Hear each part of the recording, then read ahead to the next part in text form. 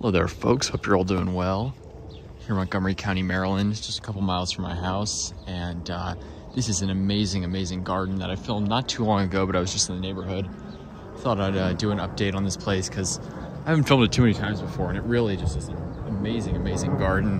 The guy that lives here is someone I'm actually friendly with. I've met him a couple times. Really nice guy, and he showed me around. He has a massive, massive greenhouse in the back where he grows a ton of stuff. You can actually see it back there.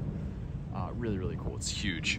And yeah, he's actually a member of the Virginia Palm Society, I believe. And he's been, a lot of palm people know him, local palm people in the DC area know him.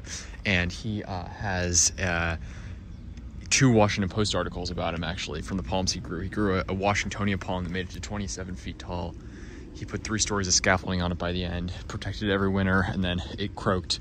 So he was known for that, which is just amazing. And then he had another article about his exotic gardening. And I think he had like 4 or 5 trackies in front that he protected every year.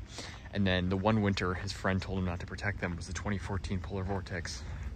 All 4 or 5 of them died because they were over the roof of the house, which, sheltered them from the winds. So it was like, around 0 or something like that.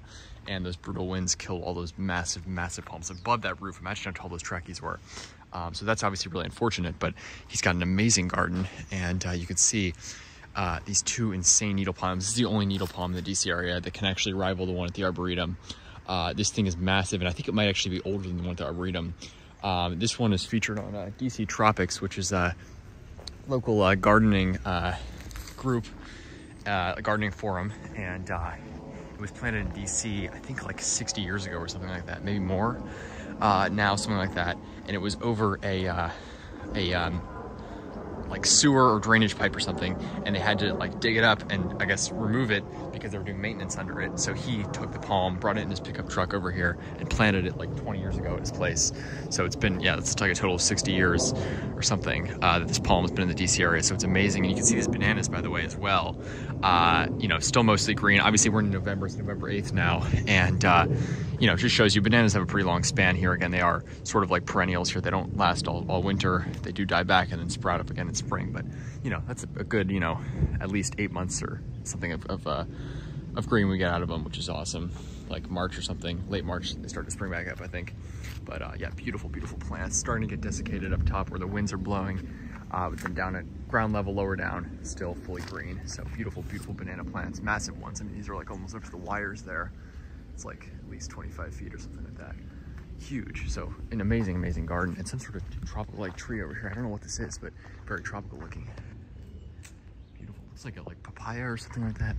I don't know exactly, but something very cool looking. And then you can see this Cycas revoluta sago palm in front, which I think a couple of trunks have died, but this thing was like, he said it's been there for like 50 years, I think. It's like ancient. Look at that trunk.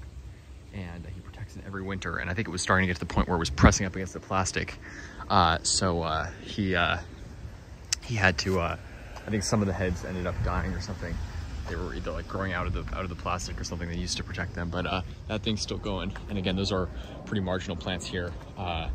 And I know a lot of people that do grow them in the area, or several people, but they are sort of like dieback perennials as well. But yeah, very interesting. And again, he's just had a ton of zone pushing and growing experience, and it's just an amazing, amazing yard. But that needle palm is something else. I mean, it's hard to tell because I'm above it right now. I'm on a downward facing slope, so the bottom of the palm's lower down, so it's kind of hard to get the scale of it, but it's massive. And then another smaller needle palm there. So just an amazing garden here in the DC area.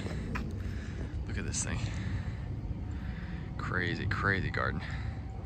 So cool. So yeah, check out that needle palm. Just beautiful, beautiful, beautiful palm. So yeah, just shows you what these things turn into. They turn into beasts, these needle palms, and this thing's just massive, massive, massive. Look at these bananas, how big it is. Look at those trunks. Look at those trunks. It's crazy. He's got a pond in there, Japanese maple, so some really cool stuff here. But that needle palm is unreal. 3-foot trunks in that thing on a supposedly non-trunking palm, so just amazing. So one of the coolest, I think one of the coolest tropical exotic gardens in the DC area. Just love it. And again, this is north of the city, so slightly colder than a lot of parts of the city. Obviously it's a hilly area, probably like 350 feet elevation here or more. But again, obviously shows you what's possible in this Zone 7 climate. Just awesome. Have a good one, folks. Like, subscribe for more videos. Stay tuned and take care.